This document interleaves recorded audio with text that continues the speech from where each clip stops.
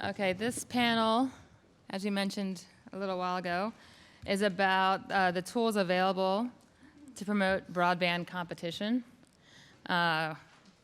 More competition could certainly solve a lot of the other issues that we've been discussing. And I guess, we do have some debate about what the current level of competition is. But let me get started by introducing the panelists. To my left is Chip Pickering. He was named CEO of Encompass in January of 2014. Prior to leading Encompass, Chip was a 6-term congressman representing Mississippi's 3rd District. As a congressman, Chip served on the House Energy and Commerce Committee, where he was vice chairman from 2002 to 2006, and was a member of the Telecommunications Subcommittee. Next to him is Abigail Slater. She's the Vice President of Legal and Regulatory Policy at the Internet Association. Prior to joining the Internet Association in 2014, she spent 10 years at the Federal Trade Commission, including 3 years as attorney advisor to Commissioner Julie Brill. She's dual qualified to practice law in the EU and the US, having started her career with Freshfields in London and Brussels. Okay. Then we have Blair Levin. Blair serves as a non-resident senior fellow of the Metropolitan Policy Project of the Brookings Institute. He also serves as the executive director of Gig.U, the Next Generation Network Innovation Project, an initiative of 36 leading research university communities seeking to accelerate the deployment of next-generation networks. From 2009 to 2010, Blair oversaw the development of the FCC's National Broadband Plan. And at the end of the table, we have Barron. Barron, tell me a little. Soka. He's the president and founder of Tech Freedom. Before founding Tech Freedom, Barron was a senior fellow and the director of the Center for Internet Freedom at the Progress and Freedom Foundation, and previously practiced internet and communications law. Okay, so we've been talking a lot about competition, and in a speech last spring, the FCC chairman, John Wheeler, encouraged cable companies to overbuild on one another's territory, and he said that while he recognizes the challenges of overbuilding, he thinks it can be an opportunity. Do you guys think that we are going to see increased overbuilding, and why or why not? No. That was easy. Cable has a number of different opportunities to allocate capital to improve their revenues and margins in spaces that I think are far more potentially profitable than overbuilding, including enterprise, mobile. The Internet of Things presents lots of opportunities. Overbuilding is not where the opportunity is for them. Yep.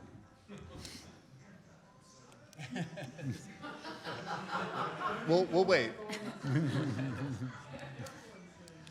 So look, I think the sooner we stop using that particular term, the better. I mean, what we really want is competition. So let's ask what the state of the market is today.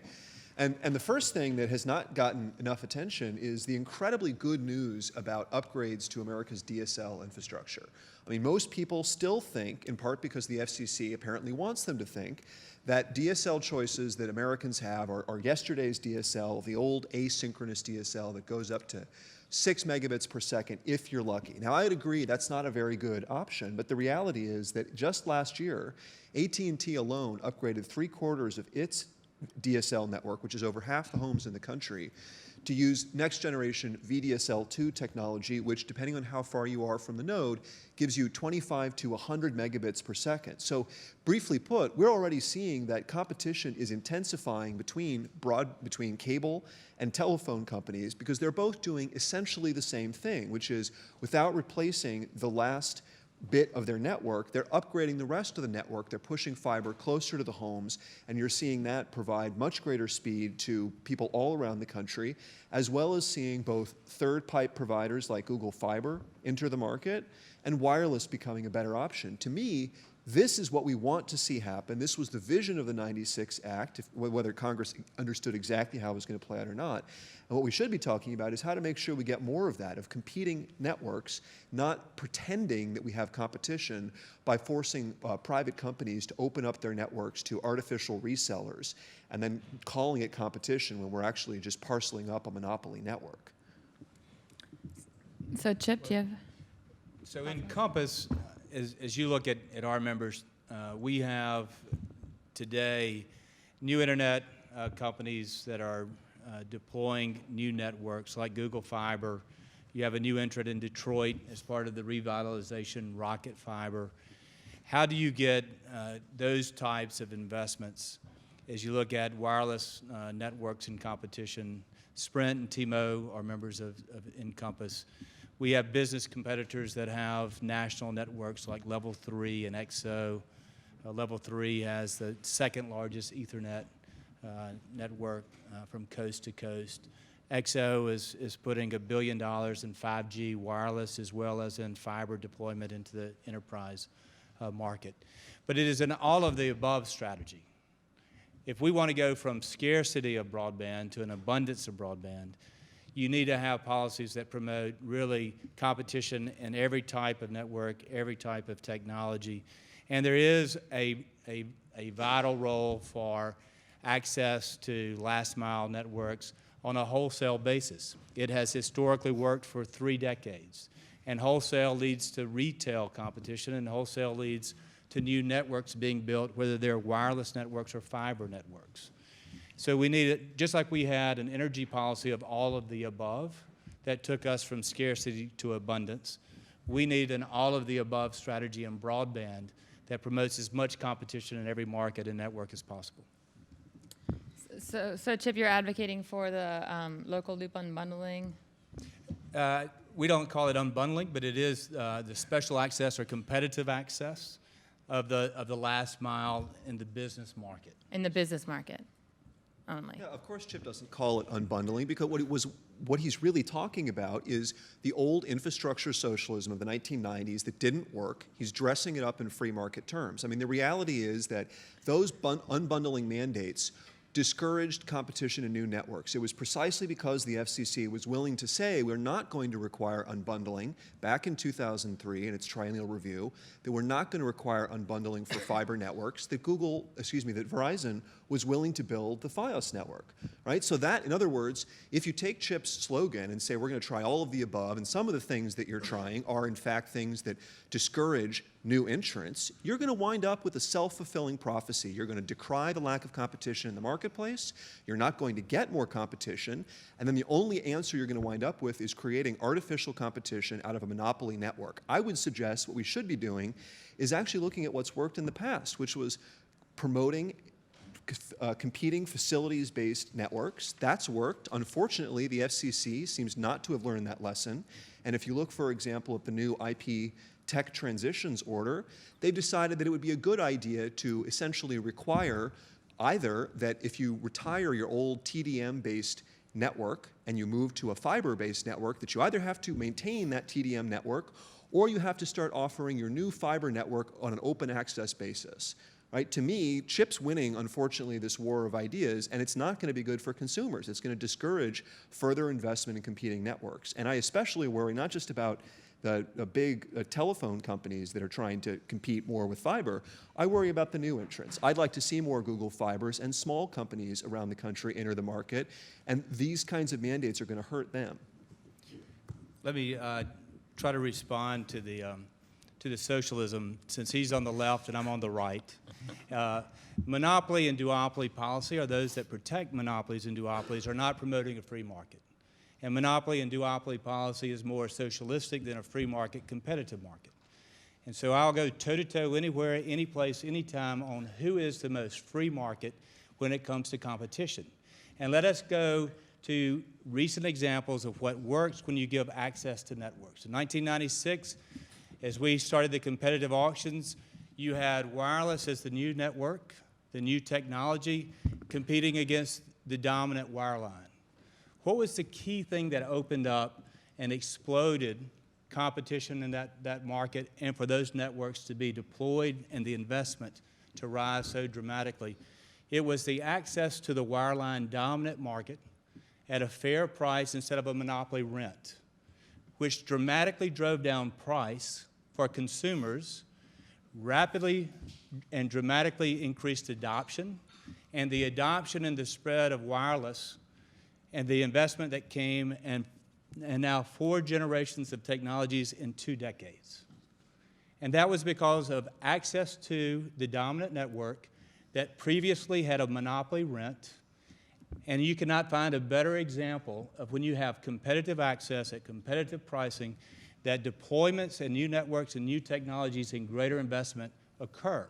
The same is true in the business market. If you have monopoly rents because there are 1 or 2 available last mile options, if you stop the monopoly rent and you give competitive access, you'll get new networks being built by Sprint and wireless. You'll get new backhaul networks. You'll get new fiber networks. It explodes any market if you stop monopoly rents. I have a rather different view of history. My recollection of the 1990s, when I was alive and using the internet, was that what really changed things was that cable modem came around and you had an alternative competing network that was faster than what DSL had to offer. So the success story that I see in the past is DSL and cable going head to head. Now, Chip likes to conflate monopoly and duopoly as if they're the same thing. In fact, actually, it's quite different whether you have 0 choices or another choice. But I don't want to stop there. I think we actually should build on that record of success, not just by making sure that those 2 companies compete with each other, but that we have other providers entering the market. So what I hope we can talk about today, apart from avoiding the mistakes the FCC has made in the past, is how we learn from some of those lessons. For example, it was critical that the Bush DOJ and FCC finally made sure that local franchises were not held out as a barrier to competition. That absolutely was something that preserved competition, preserved a monopoly. Just as, remember, it was illegal for telephone companies prior to the 96 Act to offer video service. So we reformed those things. Now the question is primarily about the local level. What do we do to make sure that states and localities make sure that new companies can enter the market? And that is largely a question of infrastructure policy. What rates do you charge for using the rights of way? Do you dig one's conduits under streets so that anybody can come along later and deploy? Those are things that I assume everybody on this stage agrees on, and yet we're not focusing on those things. They're not getting done because we spent the last 10 years arguing endlessly about Title II and net neutrality. Blair, do you have a I have a slightly different point of view on what happened in the 90s from my perch as Chief of Staff of the FCC that I do think is important in terms of lessons, and I'll try to do this very quickly. First of all, the cable industry, he is correct. Cable modems were very important, but here's the interesting point. Number one, the telephone companies had DSL technology prior, and it's interesting that they chose to go, they didn't actually deploy it until after cable did it, so that's a really great lesson about competition and how sometimes free markets don't necessarily, or what is thought of as free markets don't work. But the really interesting thing about what cable did was it was only after the program access rules of the 92 Cable Act that cable got into the internet business because they needed something defensively against the DBS business, which had a lower cost structure, a better regulatory system, more channels, and better picture quality. So it does demonstrate in kind of an interesting way 2 very important points. First of all, competition only follows a decision to reallocate capital or to allocate capital to competition. And that's the part that he likes. The other thing is, if you actually look at the history of telecommunications, all of the decisions to allocate capital in a more competitive and an intensified way actually follow some kind of change in government policy. I won't bore you with the details of that, but whether you look at wireless, et cetera, Chip mentioned wireless in the 96 Act, 2 really critical decisions. One was to actually have more competitors. That was what the 94 and 5 auctions were about. But the second thing was limiting the amount that the wireline companies could charge wireless to terminate. You can have an interesting debate about whether that government decision, which was key to having AT&T do the one-rate program, which was key to having wireless become a mass market product, Whether that was socialism or whether it was free markets at work, I don't want to get into that debate. But the point was that was the government decision that did it, and it's narrowly targeted. How do you enable, in my opinion, the real lesson is, how do you enable the lowering of input costs for adjacent market competition, which has a different business model and brings different assets to the fore that really changes the dynamic in terms of faster, better, cheaper communication services. Abigail? Sure. Yeah, I was just going to say, if I could take a little step back here. So both as an antitrust lawyer and someone who's representing the Internet Association. So I totally hear you. I think that there is a role for like nudges and soft paternalism here. And government. It was more than a nudge. More than a nudge, right? But yeah, but what Cass Sunstein calls a nudge, right? Yeah. So, and I think that, and it's something that's so often overlooked, the role of government in the Internet, right, in the early days, and also the nudges that government can give to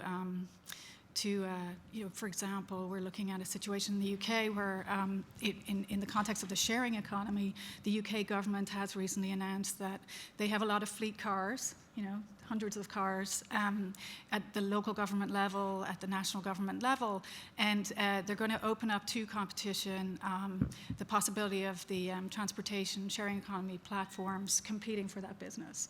So there's an example of a soft paternalism, a nudge in the right direction from government.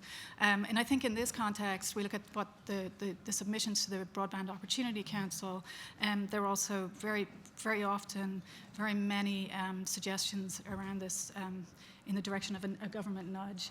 The government plays an important role in creating interoperability in cloud computing. They have a $20 billion budget that they spend, and they've fostered competition in that context by demanding standards, interoperability.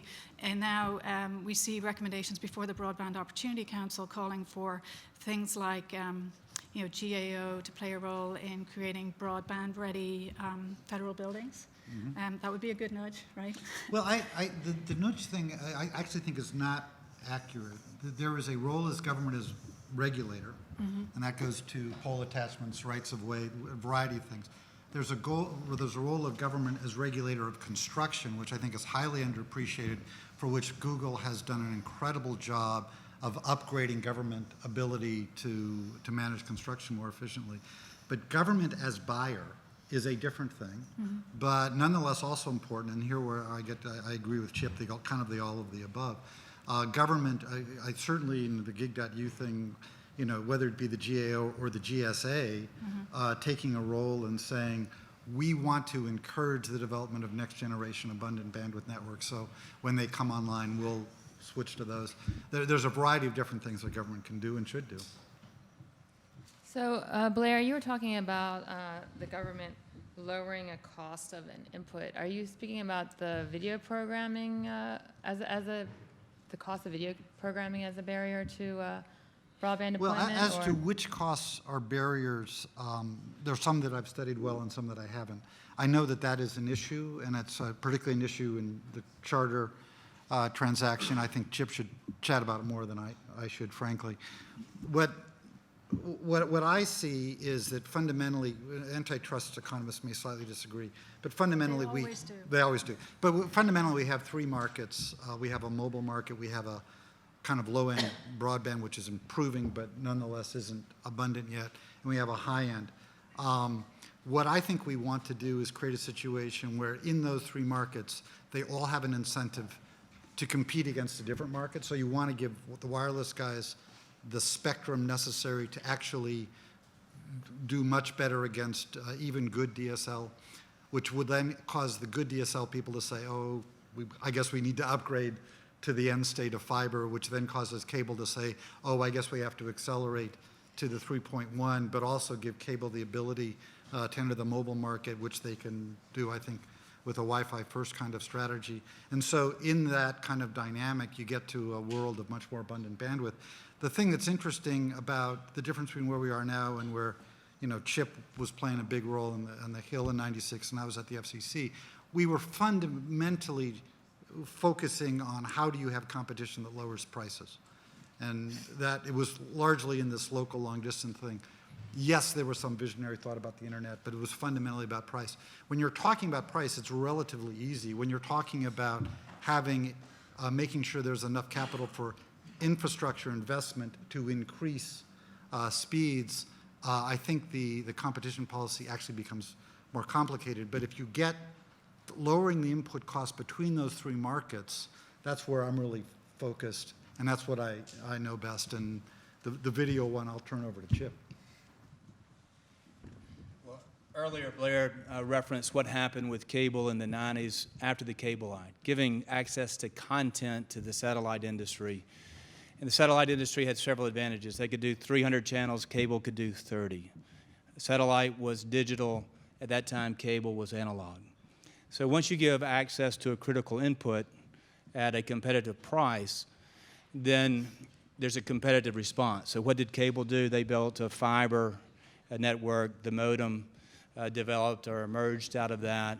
And the broadband infrastructure, at least partial in the last mile, was a result of that competitive access to content. If you look at competition policy, there's a three-legged stool: access to content, access to networks, and device competition that we've seen so well with the iPhone and is now emerging in the set-top device or the TV and video competition.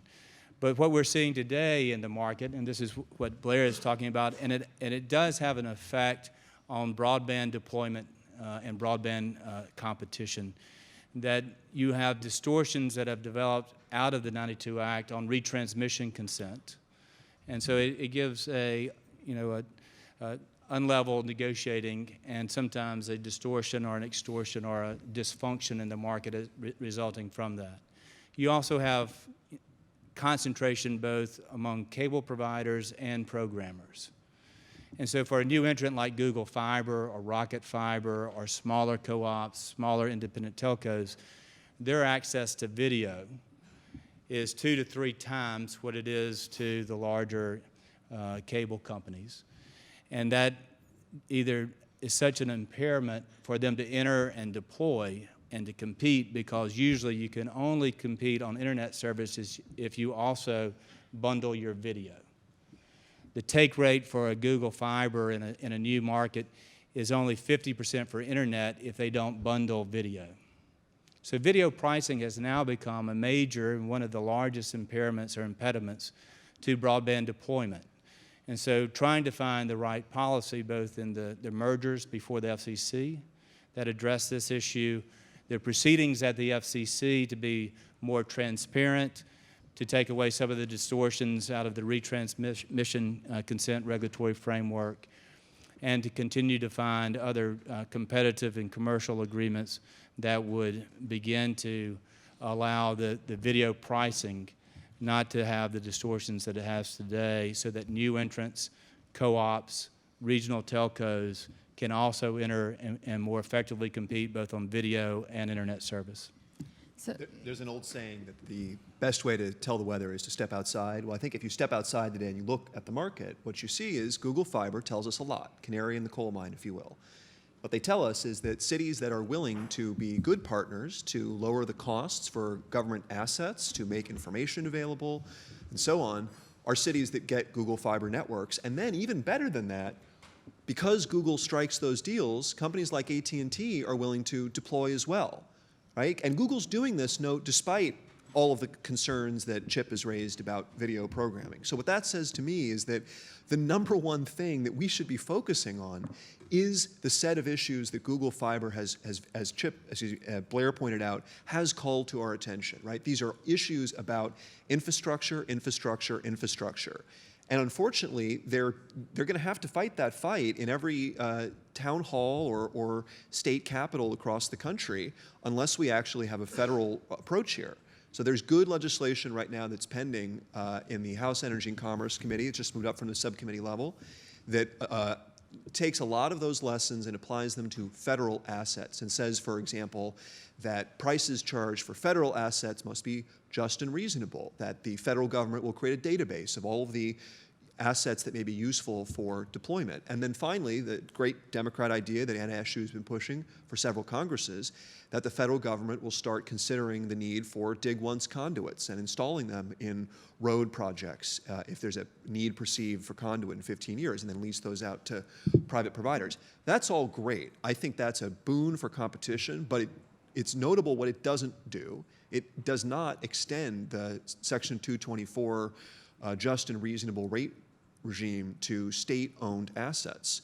So the things that are really most useful right now, both at the very local level for the last mile and for middle mile, which is highways, which are federally funded but state-owned, are not going to be covered by that bill. And so unless that changes, we're going to have to fight this fight in state houses and to make sure that what we're talking about here is public land, right? I mean, so any free market person is going to understand that if there's a place for rate regulation, it is in use of public land and public assets. Let's fix those problems and spectrum. I agree, but there are two very important places where I disagree. First of all, as to Google, I think you have to understand 1,100 cities signed up for Google Fiber. They're talking to approximately 40 of them. So the notion that if only the cities were to change their positions, that suddenly Google would be everywhere, that's just not the case. I mean, every city we work with Gig.U, obviously we said we'd sign up to the Google checklist right away. So there's a lot of different things, and one of them, this is the second point, you know, Chip knows more about this than me, but Google has said programming costs are a barrier to our accelerating it faster. So whether that's true or not, we can debate. And I would just note, I agree with everything that's in the bill, and almost all of it was actually in the National Broadband Plan. I think it's unfortunate we waited, but it's a good thing that either this Congress or the next Congress will get around to doing that. There's a lot of discussion of like federal lands, which kind of cracks me up. Most of where the federal lands are isn't really where the problem. It's not where you actually need to build the fiber. Unfortunately, this is the god of small things. There are a lot of small details in these bills that don't attract political attention. But your point about there are a lot of policies, yeah, there are a lot, and I think that's part of the political burden and part of why we don't get momentum to do these things. There are so many different things. So I'm going to agree with both Chip and Barin. So it's a good place to be in. I mean, look, I think if you look at this from the consumer standpoint, and surely all of these inputs are important, but you know, the consumer wants to watch good stuff, right? I mean, that's how competition happens. And if you're going in with one arm tied behind your back, then it doesn't matter how fast your network is. And I think that's you know, that's a very important entry barrier when you look at it from an antitrust standpoint. In order to get the benefits of competition, the price is going down and the speed's going up, which has been demonstrated time and time again when fiber has entered a market. You need to have something to give the consumer. And you know, just to kind of wrap up, I mean, the good news is that there is a consensus here, and a bipartisan consensus, and an industry-wide consensus, wired, wireless, incumbent competitor, on the infrastructure deployment issues that Barin and Blair discussed, and Google has so well identified in their checklist. So that's an area of common ground. The other part, I think, where there's a broad consensus is on making more spectrum available, both licensed and unlicensed. And the 5G plan is very important as we go forward to maintain leadership. So those are two areas of consensus. And the third thing is, as Abigail mentioned on content, the open internet, which on the interconnection issues, making sure that the over-the-top industry and the streaming industry, the Netflixes and the Hulus and the others, are now an emerging competitive entrant on content. So that is good developments that I think will spur broadband deployment. We have areas of agreement, and then we'll continue to have areas where we disagree. Well, just briefly on the point about video, I would reiterate what I said in my comment earlier. I think that market is going to change very quickly. I mean, right now it is true that if you want to get a cable-like experience, you have to cobble something together from a number of offerings. I think we're going to see in fairly short order that things like Verizon Fios going over the top will make it quite easy for you to unbundle cable and to buy essentially a cable like linear video programming package from one provider, say it's Verizon, and buy your broadband package from Google. And the day that happens is the day that this concern really goes out the window largely, with the exception of perhaps some things like sports programming. But to the second point, just briefly, that Chip made about how we somehow need the FCC's net neutrality regulations to deal with concerns about interconnection and pricing and so on, I don't buy that at all. I mean, first of all, we have, of course, the antitrust laws. We have a program access case-by-case approach that Hal Singer's written about that would have been a better way for the FCC to address those concerns in this area. And if you read, for example, the work of Dan Rayburn, independent streaming analyst, I think it's pretty clear that the kerfuffle over Netflix and Comcast was really much ado about nothing except for Netflix trying to get something for free. So we're getting toward our end of our time, so I wanted to cover one other issue. We've talked about infrastructure as a barrier, video programming as a barrier. Another barrier, obviously, is some of the local laws that prohibit municipal broadband as a competitive option. I know Abigail has worked on some of an amicus on that issue, correct? Yeah, that's right. So just to level set, and I know you all are telco lawyers, but if anybody hasn't been tracking this one, so as you all know, two significant decisions made in March this year. I'm going to talk about the less significant one. A FCC order that preempted state laws in Tennessee and North Carolina that prohibited expansion of muni broadband networks in both states. And so that is a case now in the Sixth Circuit pending. The Internet Association, on behalf of our members, filed an amicus brief. We didn't really get into the legal theory. It's a controversial one, and Blair can speak to that far more eloquently than I can. But really, we were just telling the story of the lack of competition. As you drill down into these markets, we all know the high-level numbers at the national level, but in Tennessee, in North Carolina, you were looking at 2 local markets, and these are local markets, where you had minimal broadband competition. In the county and counties contiguous to the North Carolina network, there was, I think, was for a third of consumers, they had no access to broadband. And so we spoke out on that issue just to really highlight why every market is different, in particular in rural parts of the country, and to bolster the FCC's effort and to think also, beyond the states, there are 17 states that have laws similar to this, and so surely this is a very important decision that will be handed down by the Sixth Circuit. So we've also filed an amicus brief in that case. I just want to make sure everyone is clear that there are no laws that prohibit muni broadband. That is actually a common framing, but it's inaccurate. States, of course, have to authorize what their municipalities do because municipalities are corporate creatures of the state, and the laws in question authorize the construction of muni broadband subject to certain conditions, like, for example, either not being able to expand outside of municipal boundaries because that potentially puts your taxpayers on the hook for serving other consumers, and subsidizing them, or requiring a democratic process and transparency about all that. All the laws also require a level playing field. So now the thing about this is the perverse result here. If the FCC actually wins, which I think is perhaps unlikely, but if it does, the result will be that many of those states will simply ban muni broadband outright, which is what the FCC essentially has acknowledged in their legal arguments in order to say that they are trying to circumvent an earlier court case which said that they could not, in fact, stop states from banning muni broadband outright.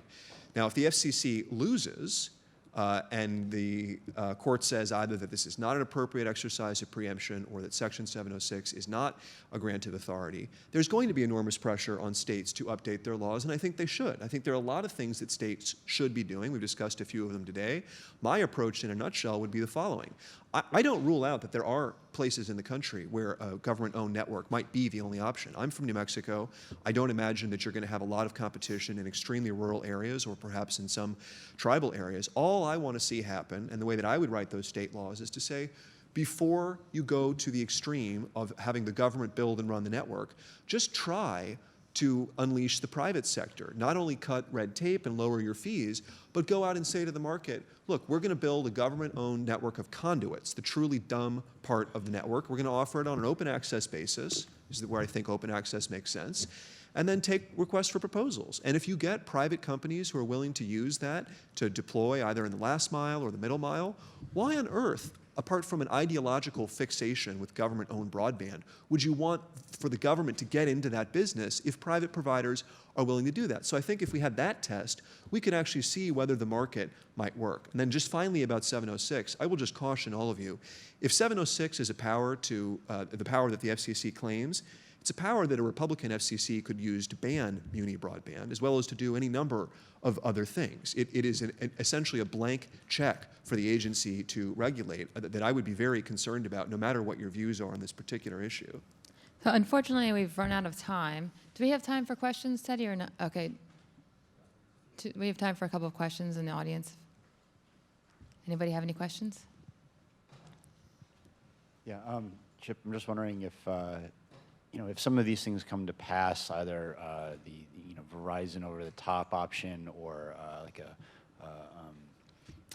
co-op for purchasing, and you kind of take a lot of that video off the table. I mean, I'm just wondering if some of your members are, like, how quickly are we actually going to see more? And I don't want to say overbuilding, because they could just be putting more fiber deeper into the DSL network to increase speeds. But I mean, do you feel that this is something that would happen very quickly, or is it just kind of, you know, more ethereal?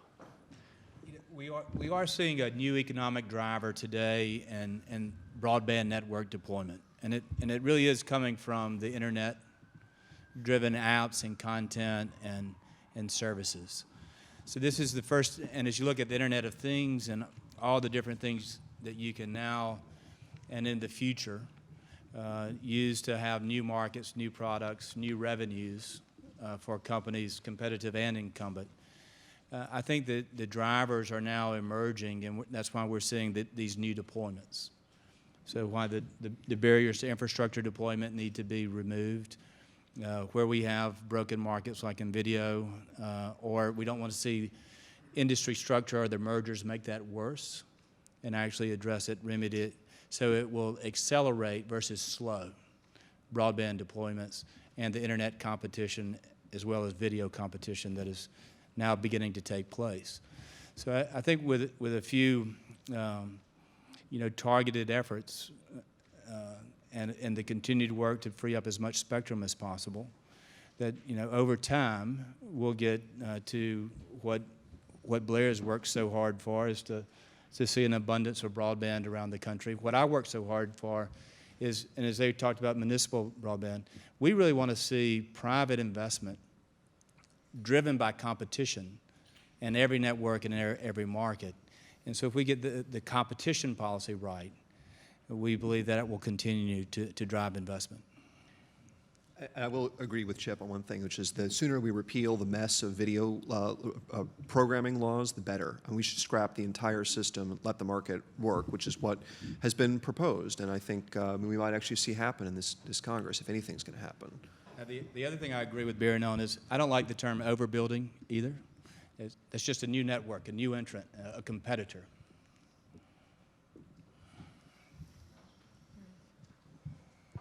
I'm curious to what extent the sort of lack of consumer information about how to evaluate different broadband services from each other. For instance, Comcast, tremendously asymmetrical, connection against a fiber connection that looks similar in the marketplace. To what extent that is a barrier to competition, and what might be done about it? I think when I'm going to channel an antitrust economist or even just an economist here. I mean, you're talking about information asymmetries, and I think it has been shown there is a positive relationship between increased competition. So it's a chicken and egg issue, right? Increased competition and those asymmetries lowering. If you're asking me if there's a role for government here, I would say just get it out there on the internet. It's faster. And if there is a role, it's already being done. I mean, this is the part of the open internet order that is the least controversial, the one the FCC could have done without invoking either 706 or Title II, which is basic transparency about speeds and what's going on networks. I don't have a problem with that, although I will point out that there are lots of really good tools that are out there for users, and that private companies have an incentive to compare their own services to their competitors' services. Okay, I think we have one more question.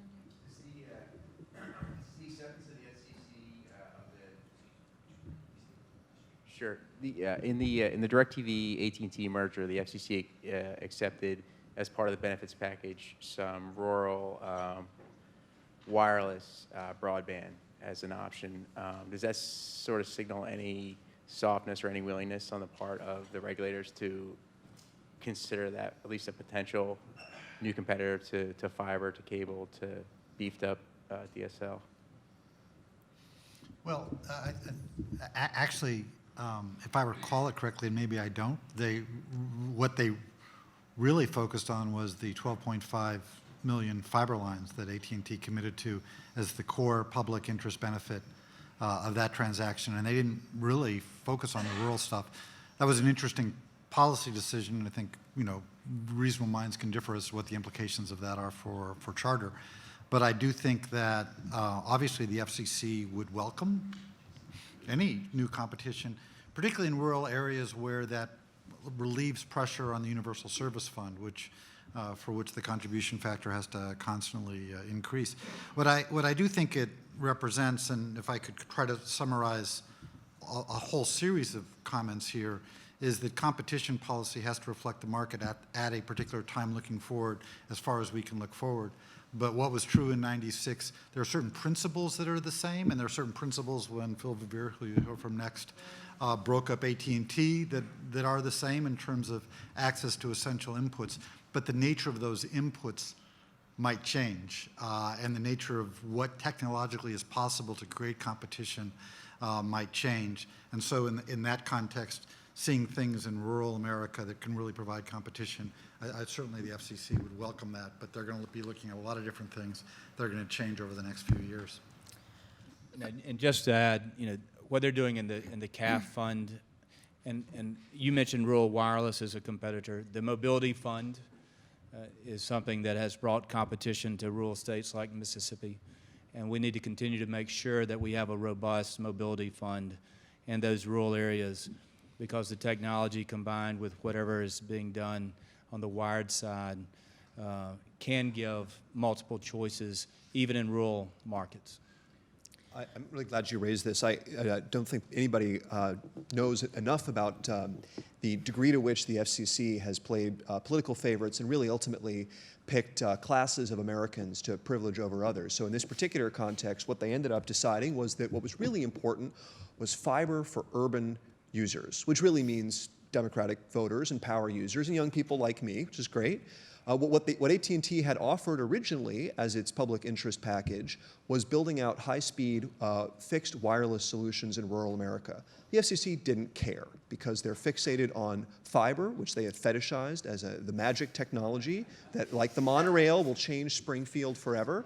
Right? They don't actually care about where the biggest marginal improvements could be made. If they did, they would have accepted AT&T's proposal for upgrading fixed wireless to rural America. That, to me, seems totally consistent with the FCC saying nothing at all about the massive VDSL2 upgrades that have improved in slightly less rural, slightly more dense areas, VDSL options for many Americans. Okay, As an urban American, I just have to say that if you look at the history of the FCC and where they have actually spent money over the last 20 years, they definitely favor rural America. There's, where the universal service funds go. So I think it's a slight overstatement to say that they have chosen young urban professionals to be the favored class. Case, they absolutely did. And I'd just add to that, Brent, so not the FCC, but are you saying that Google made a mistake going into Provo, Utah, one of the reddest states in the country?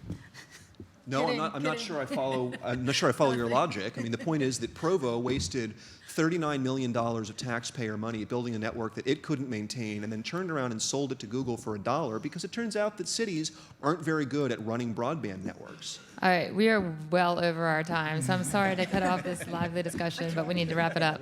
All right, thank you, everyone. Thank you. I really enjoyed your contribution. I love your point about monopoly.